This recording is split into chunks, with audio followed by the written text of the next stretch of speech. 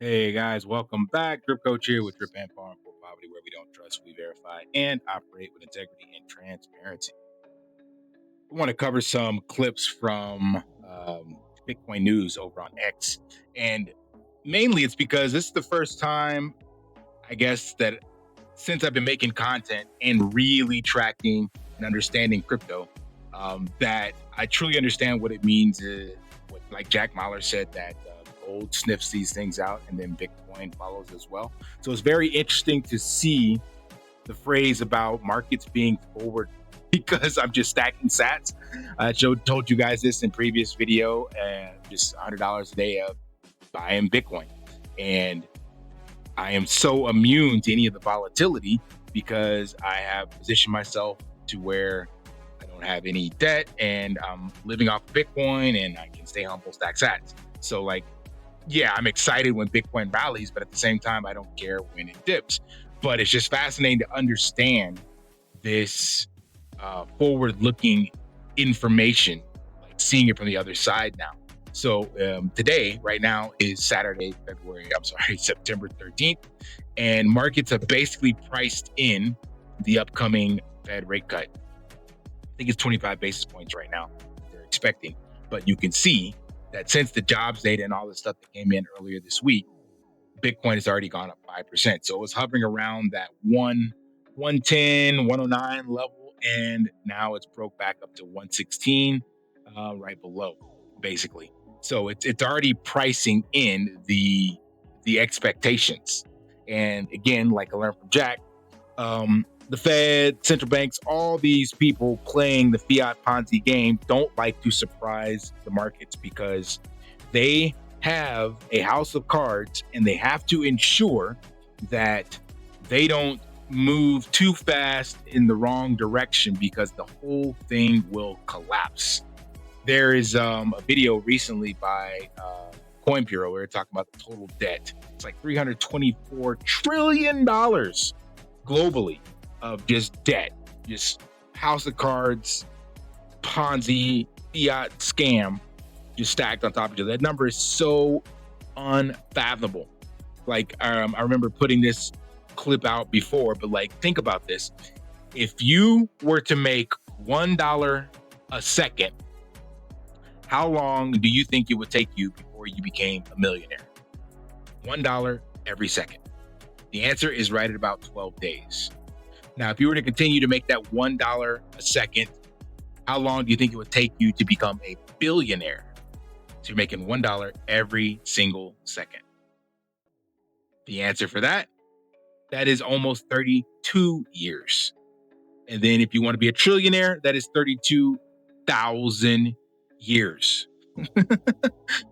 And the global debt is 324 trillion, and it's just compounding. So again, these are unfathomable numbers, but we throw them out there like they don't mean anything. So anyway, I want to bring that up because right now there is just a bunch of turmoil, geopolitical stress, inner border confrontation, like things happening within individual states, and especially the recent issue with Charlie Kirk. So I got a video coming out later about the Nepal, which is fascinating to see. But after the assassination of Charlie Kirk, you have countries all over the world kind of rallying. Like, this video is coming from the streets of London. According to police reports, there's over 1 million people. This is 9 hours ago. Against mass migration and mourning of Charlie Kirk. This is in London. Then you can see another post here on Bitcoin News, South Korea, where thousands take the streets to shout, "We are Charlie Kirk." So the reason I'm bringing this up is because of another clip I played later, but basically that Bitcoin is freedom of speech, essentially. Like, your seed phrase, your money in Bitcoin is words. It cannot be captured. It cannot be stolen. It can't be taken away from you unless you voluntarily give it up.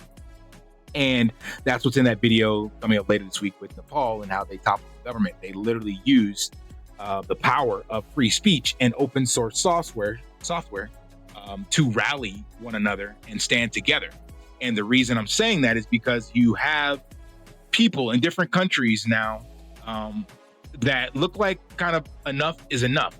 It says there's protests in UK, Japan, South Korea. I don't know what the future holds, but there is definitely tides turning, temperature boiling, that things are not kosher anymore. And this is a great side-by-side comparison that we see already. Gold rallying to all-time highs. Like Jack Mahler said, gold sniffed these things out first, then Bitcoin comes next. So if you are not staying humble, stacking sats, you are going to get left behind. If you're one of those people that dumped out of fear earlier in April this year, I feel sorry for you because this rally is far from over. And there is so much fuel being thrown on the fire in various forms that the only thing you can do is stay humble, stack sats, and yeah, that's it, really. It's the absolute best thing you can do. The rest, I have no idea. I don't get political. I don't vote at all, and that's why I actually left the U.S. I vote with my capital by taking my money and going elsewhere. But shit is hitting the fan. Shit is heating up. Like a video I'll show from Ray Dalio later on this week as well. So I just want to know where you guys are sitting at, what your thoughts are on all of this, and do you believe, Bitcoin is going to rally and that this is just the beginning? Do you believe a chart like this for gold is going to take place for Bitcoin in the very near future? I'm still definitely in the camp of 1 million by 2030. That still feels right. I have no idea what it's going to do by the end of the year. I believe we're still going to hit that 200K, 250K people, because I think we catch a lot of offsides, and markets usually take the path of most pain. So that seems like a far cry from most people, and they would try to short it once we got to like 150 or something like that, and it would just rip their face off. And that would be funny to watch. So we'll see. All right, smash that HBO special. Help a brother out. Like, subscribe, comment down below. And until next time, live daily and achieve your impossible. See ya.